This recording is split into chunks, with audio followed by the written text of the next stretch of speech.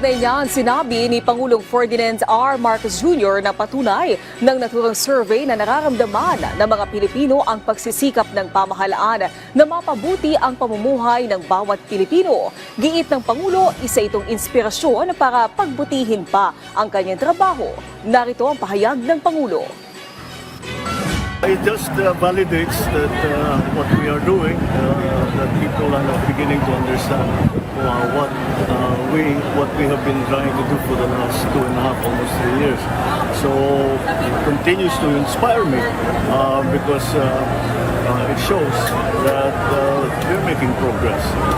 That's always good to know. Minsan hindi ko na malaman kung nararamdaman ng tao yung ginagawa. At mabuti naman at nakikita ng taong bayan ano yung ginagawa natin at paano makakatulong ito sa pampaganda sa kanilang mga buhay.